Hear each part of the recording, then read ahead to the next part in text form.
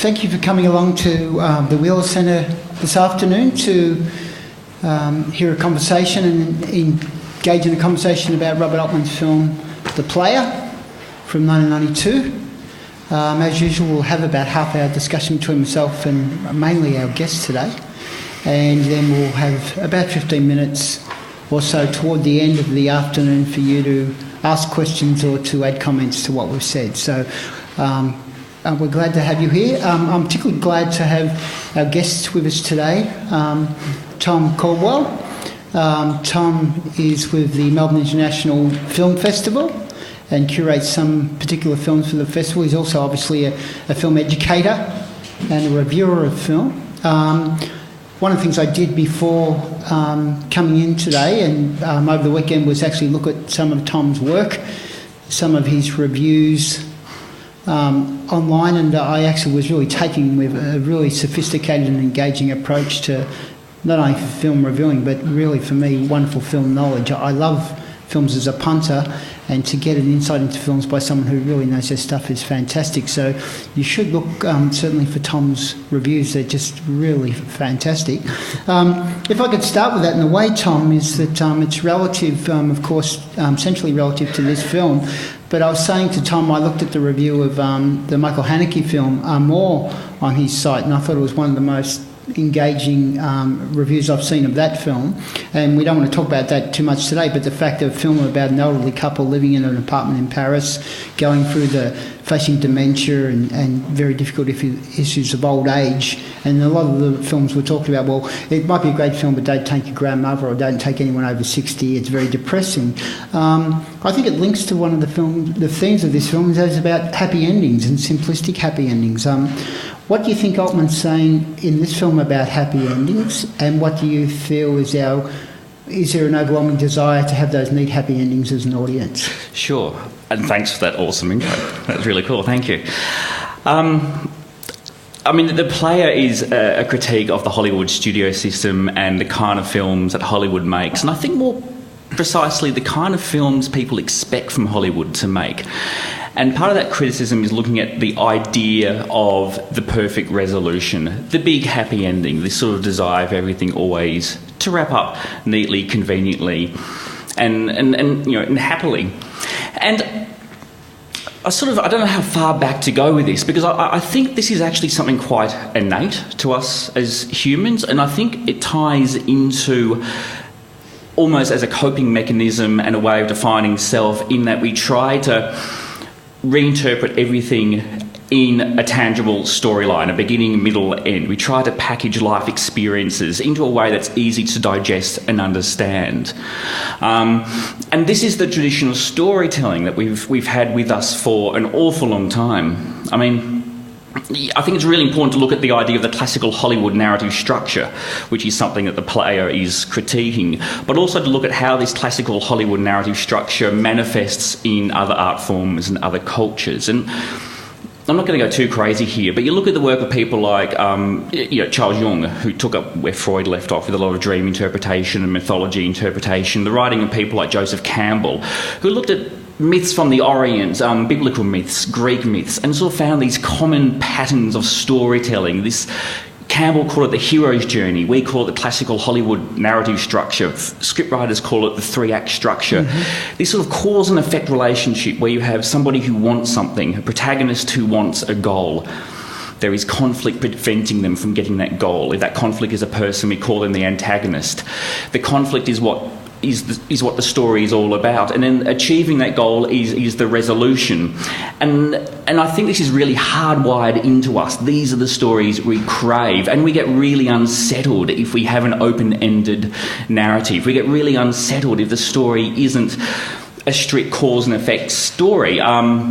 We get unsettled when we watch some of Robert Altman's earlier films where he's not interested in story, he's interested in character interaction and dialogue. When we look at films from, say, the Italian neorealist period, which are heavily referenced in The Player, which are films about the common difficulties for people rather than these grand stories.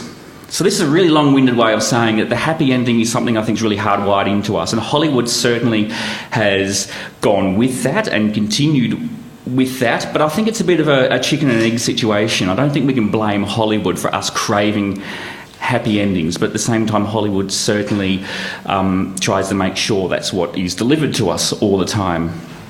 And again, I think it changes over time. I mean, I think Hollywood goes through periods where it does get a lot more radical and subversive and downbeat.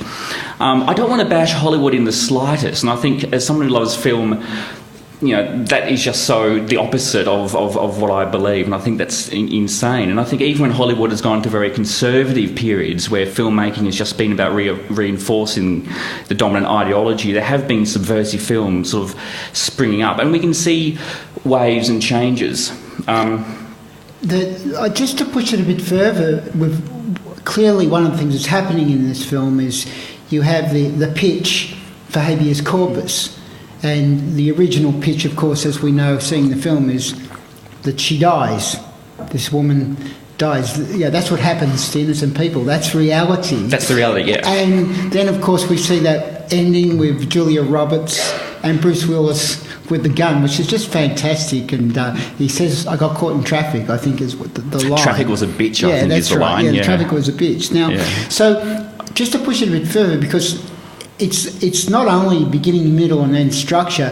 It's that we need particular endings. And is that? I mean, what I'm interested in is that really market driven? Is it focus group driven? Because as someone who loves films, and people here I'm sure love films, I know sometimes I will choose a film which I've heard has a great happy ending. I remember Strictly Ballroom. I skipped out of the theatre. It was just sort of that joyous sort of film. But for me, I question, is it really what we want, or is it what we're delivered? Because I understand the three act structure, I understand the notion of the protagonist and conflict, but I don't know, do we necessarily want it to be tied up in a happy way, or is that someone deciding that's what we want? Okay, that really frames the issue really nicely. I don't think we necessarily do want a happy ending, but we've been conditioned to believe that we should. And I think some films can have happy endings and they're sensational films. I mean, I believe Strictly Ballroom is one of the great Australian films ever made.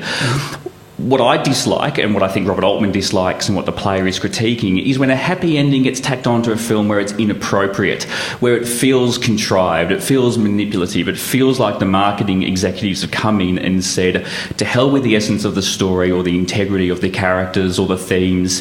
We want to get the punters in on Friday night. We want to sell seats. We want to be able to cut together a really awesome trailer, have a soundtrack that's going to sell. We want to do a Coke and popcorn combination. You're going to have to give us something a little bit more uplifting, because we don't want people to think of this film as art. We want it to be entertainment. And this has been a struggle cinema has had for an awful long time, the struggle between, is it a thing of art, or is it simply as disposable entertainment? That turn your brain off at the door type mentality, which I've never understood why people are proud of the fact they're able to turn their brain off to watch a film. But that is the struggle, and I think the player is saying that struggle has become extraordinarily uneven.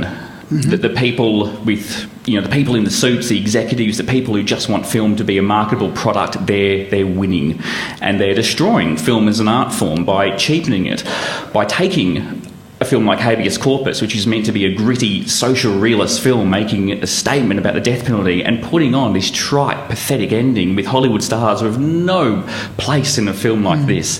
The player is saying, cinema is starting to really suffer because we've forgotten about it as art and we've just focused on it as a marketable product. What about thinking then about, if we take the notion of, what I know it's a broad term, but the studio system, because I was interested in that as well, because you've got Altman making this film in the early 90s, and I think one of the things that Tom's already talked to me about out back is about what had happened to Altman himself in the 80s, or since that period of making great films like MASH and McCabe and Mrs. Miller. Now, the studio system was always there, and it was probably there more strongly, or as strongly, in the early days of cinema. It's controlled in the early days of cinema, well, probably at some point by men in suits, but there were still great films made. So what do you think the film is saying about the studio system, or is it talking about a particular period of a studio system that we might call that sort of post-70s period, when there's a great sense of freedom, and some maverick filmmakers like Peter Bogdanovich, like Coppola, making big films in the early 70s that did remarkably well. Yeah, look, it's worth maybe touching on the history of Hollywood. I mean, the traditional era of classical Hollywood, the big studio system, was around for the first half of the last decade. And it was, these 5 powerful studios who controlled everything. They controlled exhibition, they controlled production, and they controlled the lives of the stars and the writers and the directors. It was all about the studios, and they were under, from 31 onwards, they were under heavy censorship regulations as well. But it was sort of an industry all about film. That was the focus. It was about making film. And there's, and heaps of disposable rubbish came out that we don't remember, but they also made an astonishing amount of incredible films that still hold up magnificently well today as both art and entertainment. What you had in the 60s is a collapse of the studio system. Basically, the government intervened and broke up the monopoly and said, this is not competitive, the way the studios are operating. And it fell to pieces, and a lot of sort of the people who'd been working in the studios retired, moved on, and the studios were taken over by people from other industries. So people who might have worked in soft drink manufacturing or cars, and they just saw Hollywood as another product. So they tried to drive it as you would any other product or market. You just create something, test it on focus groups, send it out there. And the result was a whole bunch of films trying to be The Sound of Music. And it was kind of a bit of a disaster, and they panicked and they said, well, let's just give anybody a shot. I'm generalising grossly here what happened. But in the late 60s, the people who ran the studios, who really didn't quite know what to do, opened their doors to a whole bunch of weirdos and mavericks and semi-crazy people. And these are people who were inspired by the counterculture, like Dennis Hopper with Easy Rider. Yeah. These are people who grew up watching the old classic Hollywood films. They came slightly later, people like Steven Spielberg and Martin Scorsese. And Robert Altman was sort of a bit of an anomaly with these guys, because he did have a career making television and corporate films. Like, he was almost a veteran when he started making films, and I think MASH was only his 5th feature film. So Robert Altman had been working in the industry, but things opened right up for him and a whole bunch of people in the late 60s, early 70s, and they made what I still think are some of the best American films ever made. And Robert Altman, started with MASH, and it was just this enormous hit. It really appealed to the counterculture at the time. It was a black comedy about war. It was heavily, the allegory was so obvious for what was happening with American foreign relations elsewhere in the world. It was characters who talked over each other. The camera wouldn't do close-ups. It floated around the room, was held at a distance. There was no obvious sign as to who you should be looking at. This was a really different way of making a film. And you can see all this in The Player. The Player has a complete detached camera the whole time. Even though we have our protagonist, a Tim Robbins character, it still does that thing where it captures snippets of dialogue and people talking over the top of each other. Actors improvise. Actors had no idea if they were on camera or not. So you had Altman doing this sort of very naturalistic acting style, but very stylised way of shooting, and it was quite unique. And Altman went on to make films like McCabe and Mrs. Miller, which was a revisionist Western. So it was a Western kind of critiquing the mythology of the West. He made The Long Goodbye, a very loose adaptation of a Raymond Chandler novel, which was a sort of film noir detective novel, but really undermining a lot of the traditions with detective novels. I mean, that film ends with the hero shooting the villain in the back just out of frustration, and over the credits they play "Hooray for Hollywood." So this incredible cynicism has come in about the mythology of classical Hollywood.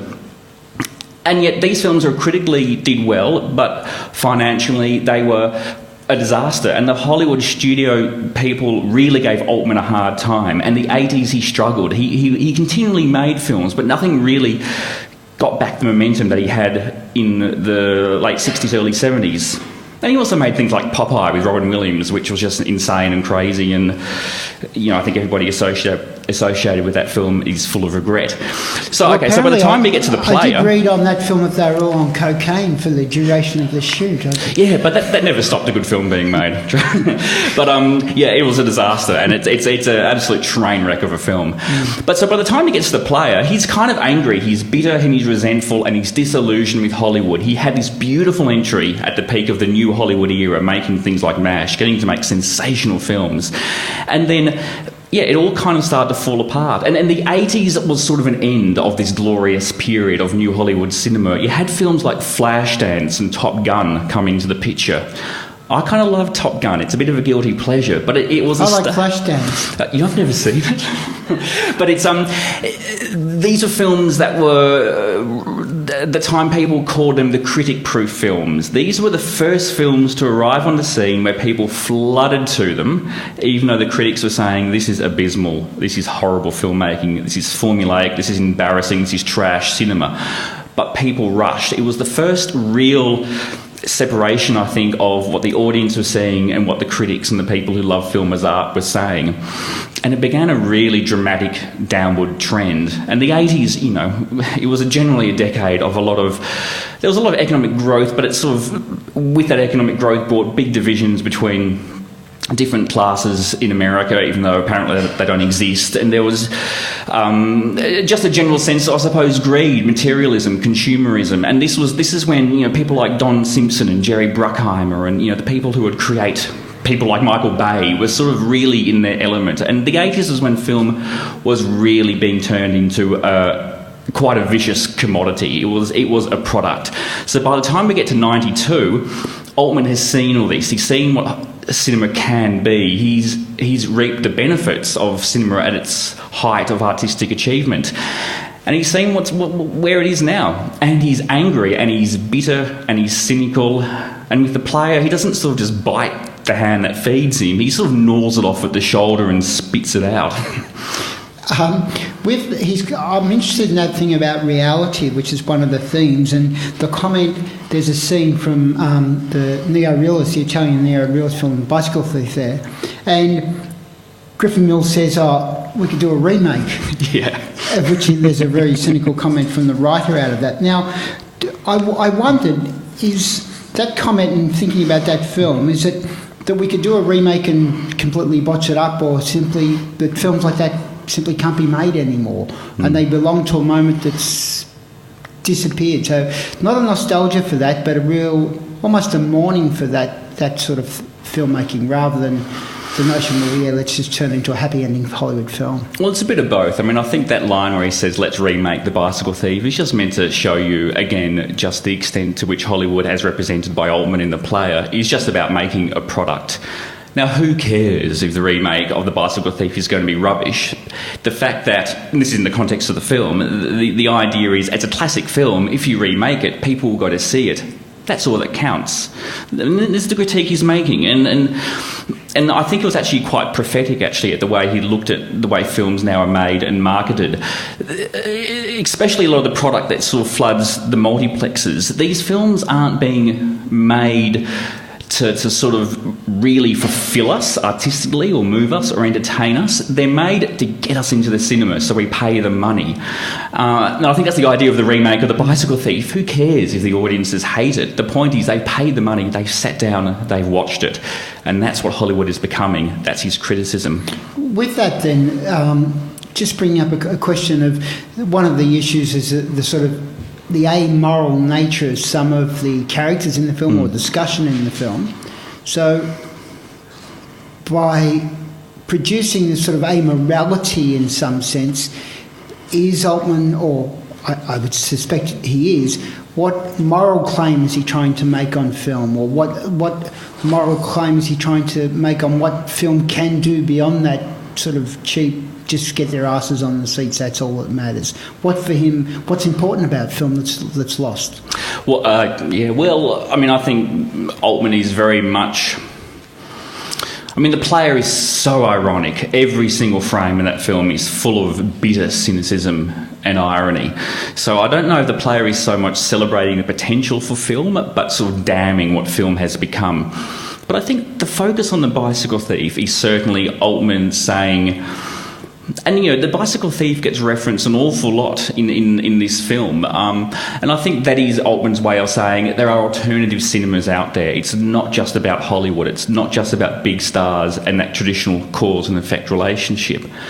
And it's really telling when we watch clips from The Bicycle Thief within this film. We do get a sense of what a different style of film that is. So The Bicycle Thief is part of this movement called Italian neorealism, which was sort of thrived in mainly 1940s, I think, have I got that right, or maybe 1950s. And it 49 that film was made, but there's a whole post-war period into the early 50s. It was all post-war, and it was a response to what Mussolini had done with the film industry in Italy. And what Mussolini had done is he had realised that film is a great way of placating the masses. And he looked at what Hollywood had done at its worst and said, fantastic, let's copy that, let's make dull cinema. People will watch it, they'll think their lives are better than they really are, and they'll shut up. So this kind of fascist-made cinema, which was like a really ultra-bland version of Hollywood, is what was happening in fascist Italy. So once they got rid of Mussolini, the artists and the thinkers came out and said, OK, let's try to make a cinema that represents our country. Let's make something that's real. And a lot of these art house movements that have happened all over the world are often a response to Hollywood. Not because they hate Hollywood, but because they don't like that dominance in their own country. I mean, French cinema is fascinating for how much it's trying to define itself as a different product to Hollywood, but the French love Hollywood cinema. There's not a conflict there. It's trying to do something else. And so Italian neorealism did so much that's different to what Hollywood was doing, and a big part of that was trying to tell stories of everyday people. So there weren't grand narratives about gangsters or juvenile delinquents or aliens or monsters from the id. These were stories about a man who is really, really poor, whose means of work is dependent on his bike, and it gets stolen, and he spends the film in anguish, and he spends the film trying to resist the temptation to undermine himself morally by going and stealing another bike. And the tragedy in The Bicycle Thief is he attempts to steal a bike, and in front of his son he is shamed and humiliated.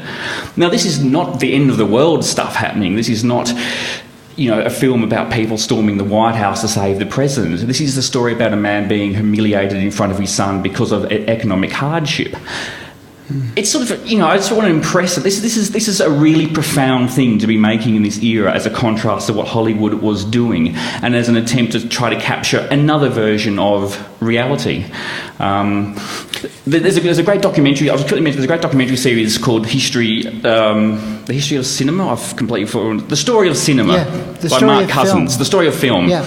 And Mark Cousins looks at a clip from The Bicycle Thief, and there's a clip where they're crossing the road and the boy nearly gets hit by a car, and then he keeps running across the road. And Mark Cousins says, now this is what's brilliant. That moment just happens. There's no drama. There's no the car screeches to a halt and the man jumps out of anguish. There's no the boy suddenly gets rescued. He just almost gets hit by a car.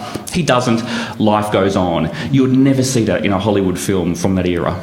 Can I ask you, what do you think Robert Altman's saying about writers? Because, you know, in this film, you know, there are several problems for writers. One is, of course, that a writer is murdered and the culprit, Griffin Mill, gets away with the murder. And the writer who is murdered is seen as a bit of a hack anyway. We have another Levy says, well, we don't need the writers. Yeah. Remember, the new hotshot producer comes in. He says, well, we don't need writers. Well, you know, and he passes that great moment. He passes a newspaper around and says, go on, find a story. And someone reads a headline, and he just goes, bang, you know, and sort of gives you the sort of ending, I think. And at one point, it was Pretty Woman meets. This was The Graduate too. It was Pretty Woman meets something. But the other thing, of course, is that the writer who pitches habeas corpus at the end of the film, when the end has been changed totally, you think, well, is he going to be outraged? He goes, no, we took it to focus groups and they don't like it. That's reality. So he capitulates immediately for, I suppose, status and stardom. So now I would think Altman would actually really value good writing.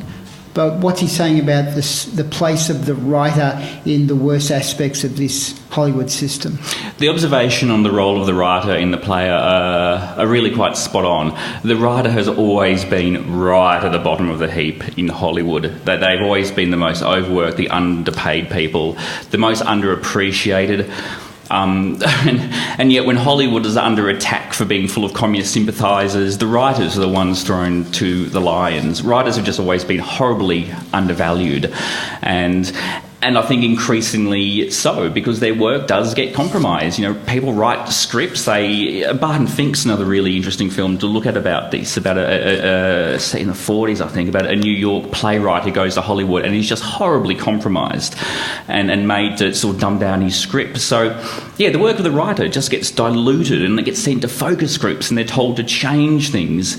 And, you know, and that's what Altman's looking at, that these people are at the bottom of the heap. And I think it's telling that the writer in the film loves the bicycle thief, because I think, you know, the writer character very much is a reflection of the bicycle thief character, a man at the bottom of the heap, I suppose, who's at wit's end and who just continually suffers for the situation he is in.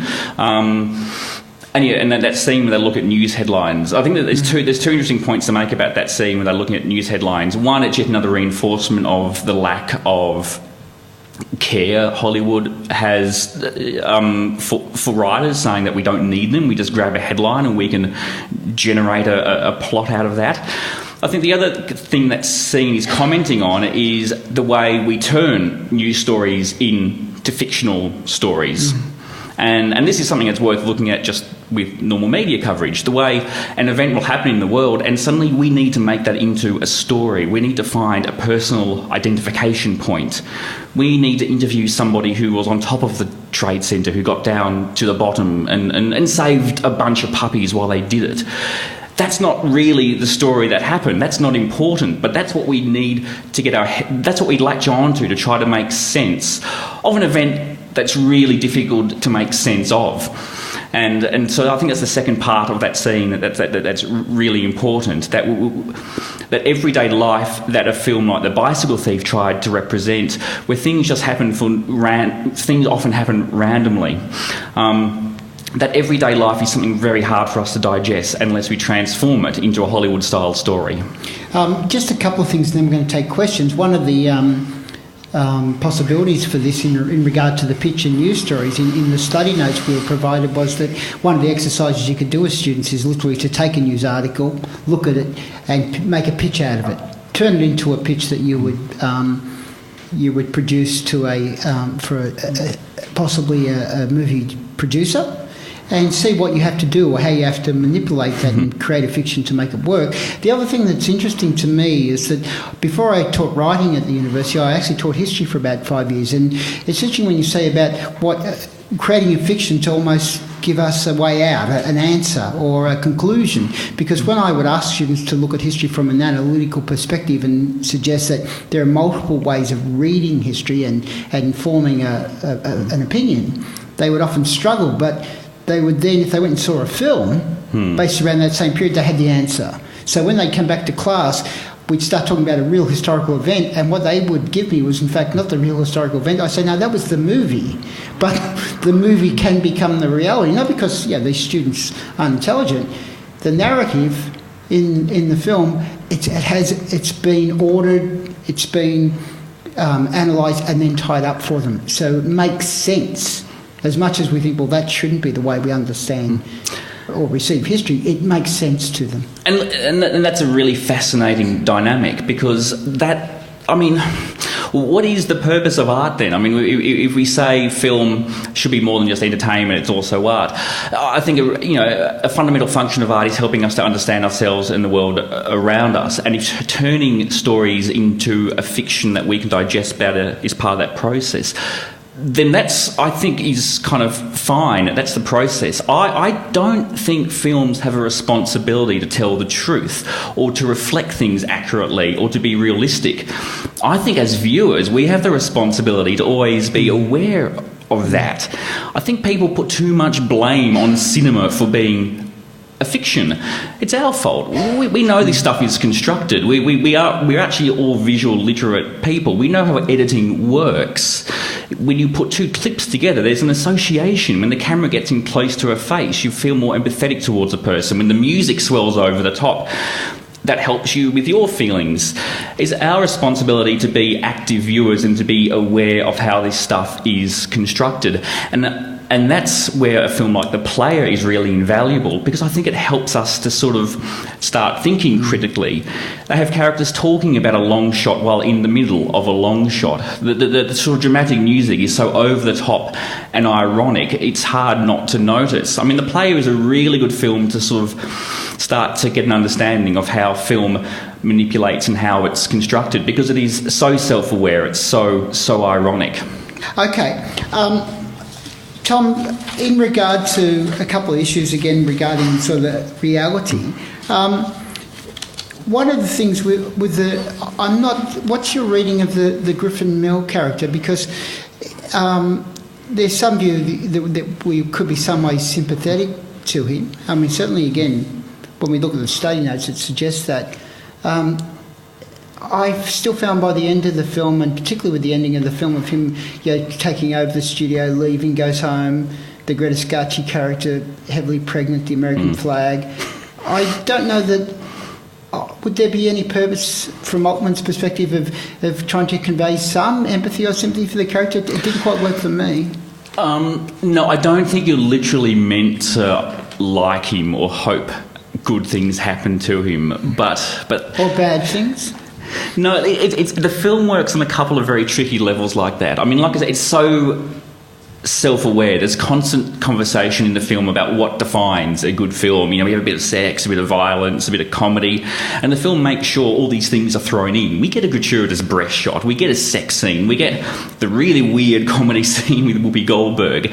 It sort of, these points really stand out, and meanwhile in the film they're saying, yep, these are the bits you've got to have to make the perfect film. A constant conversation about these are the check boxes you have to tick.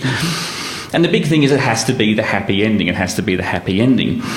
Now, for the Tim Robbins character point of view, it is a happy ending. I mean, he's our protagonist. He's the one we are following. And it's not just any happy ending. It's an absurd happy ending. He gets to save the day with the studio. He gets his career back. He undermines his rival.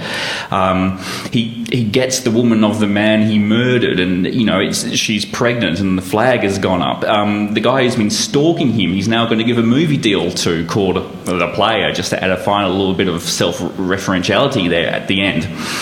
And yet, even though he gets the happy ending, we are aware that the entire film that this guy is a sleaze. He's shallow and he's superficial. But the film, from this very ironic, distancing kind of way, is sort of almost forcing us to be invested in him and to like him. So it's I'm not expressing this very well, but it's a very complex way of undermining the role of the protagonist. He gets the happy ending, but it's being reinforced to us that he really doesn't deserve this ending at all. So you're left wondering, well, how does this film really resolve? Is it a parody of a Hollywood film, because it has a happy ending? Or is it, in fact, really an art house film after all? Because as our writers of habeas corpus suggested in a few scenes earlier, in reality, the person dies, their death there's no justice, and the killer gets away with it. And that kind of is exactly how The Player really does end. So it ends as a parody of a Hollywood film, but also very much as an art house film. Okay. Thank you. Because I was going to say, if you didn't put your hand up, these people are going to get cold. So thank you very much. I enjoyed the movie very much, and I have the opposite opinion. I love the acting because... I love it too. That's what Hollywood studio executives are made of. But I thought it was kind of soft because I think they're all sociopaths. So I didn't think they were. I don't think Robert Altman was scathing enough. What's your opinion about that? I thought it was. I mean, it's such a kind of gloriously depressing ending. It's really overt and over the top how artificial and false it is. I mean, you know, if anything, I guess you could say he wasn't being exactly very subtle with just how ridiculous that ending is. I mean, it's totally unbelievable. I don't think there's anybody who'd watch that and say, well, that's logically how the story would end. It's really drawing our attention to how artificial it really is. I don't know, I thought it was pretty harsh. I mean, this sort of... These art house. I'll tell you what I find really harsh. It's not the pregnant wife or the flag or the fact that this art house film has been compromised to being a silly star piece, and even the writers have compromised their values and said this is great. The scene that gets me is his ex-girlfriend who gets fired because she tries to stand up and say this is appalling, and she begs him for her job back, and he wants nothing to do with her. And the scene where she just drops the papers and she's lying there on the ground, like screaming in despair. That's the bit that I think is the real sting. That's the moment that really gets to me, where I think Altman is his absolute harshest. Just looking at how that character gets destroyed because she tries to inject a little bit of morality and decency into the situation. Another question? There we go. Not harsh enough. He's a tough viewer. I have an alternative reading, which is that you actually, while you watch the film The Player, you're watching the film that he has pitched to him at the end of the film. And it's actually, you're watching the film version of the story of Griffin Mill and what has gone on. Because if you put that scene where the stalker pictures way earlier, you then can watch The Player as the film called The Player, which is another layer of ironic possibility. It totally is. Yeah, and you've nailed it. I mean, I think that's exactly that other sort of even heightened meta level it's working on. You realise that you've just watched the story that is being pitched to him at the very end. Can you go back relative to the first question? He made this film, and then he made the Shortcuts film the next year, the wonderful adaptation of the Carver stories. Just knowing your film history, I'm interested in this in the sense, what was the reception of the film? Not so much for the punters, what was the reception or response to this from Hollywood or filmmakers? Because whether we agree that it's hard or not hard enough, I'm sure there would have been some people who were a bit annoyed at this film. Look, it was genuinely well received. I mean, this started his career again. He got to make Shortcuts, which is an astonishingly good film, and certainly an unconventional film. I mean, there's no single storyline in Shortcuts. It's a number of interweaving short stories, which is not that unusual these days. You get films like that more commonly. But Shortcuts, for its time, was quite a radical, bold film, and he was allowed to make that. Hollywood is just weird like that. The fact that this film was so harsh and so critical, look, it didn't matter. People went to see it, people enjoyed it, people liked the fact that, I got the reference, and it made money, so Hollywood was fine with that. I mean, that's a great point, because in a way they're talking about the irony of it. As long as it makes money, it doesn't matter what it says about us, it made money. So. Yep. And Hollywood's always been able to cope with... If it had failed, we could then expect possibly that he would have got maybe a rap over the knuckles, or people said, serve yourself right for trying to take the piss out of us. The film fails. I think it helped that so many big stars were happy to have 2-second cameos in it. I mean, that's extraordinary as well. I mean, don't forget, back in 91, that sort of thing didn't happen much. I mean, this whole thing with actors playing versions of themselves in shows like Extras and Entourage and... This Is the End, the upcoming Seth Rogen film, that's become really the norm. But in the early 90s, it was really unusual. And so The Player in 91, and then on television you had the Larry Sanders Show in 1992, doing a similar kind of thing where sort of Hollywood stars were coming on playing exaggerated versions of their own persona and really often critical versions of themselves. It was a really strange dynamic. So I think... the fact that the film did well and Altman has so much goodwill from these bankable stars certainly helped an awful lot. A final question, please. Okay, I'll finish with one which... Have we got one? I'll wait a bit longer. I want to ask you one which is relative to that point, which was really intriguing, and this is more now as a punter, is that when I was watching Burt Reynolds there's a scene in the outdoor cafe where, Griffin, he shakes everyone's hand, hi. And I love the way that everyone shakes everyone's hand and walk off, what a prick, that sort of stuff. But one of the things that interests me about that is that, and John Cusack, I was thinking, is I wondered how Altman got actors to play themselves, or did he just say, or be yourself? Because it's interesting, because with Reynolds, you see him acting a Burt Reynolds persona rather than just being Burt Reynolds, which I thought was for me was really interesting to watch that dynamic between the so-called real actors and the actors. And it was funny because when Whoopi Goldberg came in, I thought she's going to say, hi, I'm Whoopi Goldberg, but of course she's not. She's not Whoopi Goldberg, she's a detective. And that play, I thought that was fantastic. It's another element of how this film really messes with ideas about what is real and blurring the boundaries. I mean, you have actors playing themselves, and then you have a bunch of actors playing characters, and it's just quite unusual. And like I said here, Altman was one of the first to do this, but I think he tapped into something that, one, actors like working with Altman. He was famous for being an actor's director. He gave actors so much freedom and support to do their own things. So, that alone would have been enough to get an actor into his film, just finding out Robert Altman wants me for half a day's work, I'm there. But I think Altman also tapped into the idea that some of these name actors quite like, I suppose, making fun of themselves, or sort of playing up the image. And we've seen that in the sort of 2 decades since. And I think there's a lot of sort of cultural cred now that has come with being able to take the piss out of yourself and play really damning versions of yourself. I don't know if you've ever seen Zach Galifianakis' series Between Two Ferns. It's this pretend. He does it for Will Ferrell's YouTube.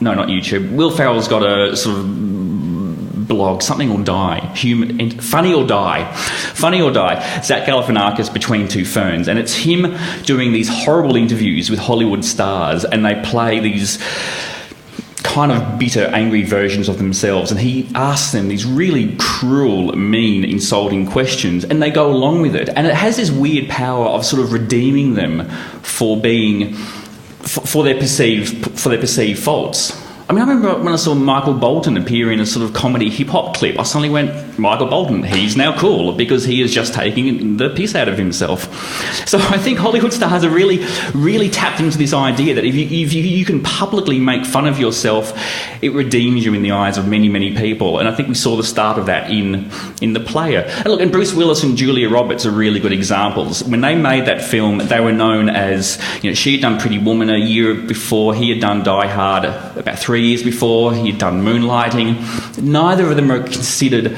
good actors, but they were considered likeable, fun celebrity presences. But both of them wanted to move into more serious acting, and I think really undermining their image like they did in The Player sort of helped do that to an extent. And they both went on to sort of act in more serious work. Okay, I think that hearing that Michael Bolton was cool, or is cool, is a worrying note to end on. I don't know why I went there, wow. I'm going to send you away with that worrying thoughts so that you don't feel too relaxed and comfortable, to quote a retired Prime Minister. Please, 2 things. Firstly is that I hope you have a great end of semester. I think semester ends officially next week, but my teenage daughters don't seem to be going to school at all this week, so I'm not sure what's going on. I hope you have a great end to semester and clearly have a great end to your VCA year.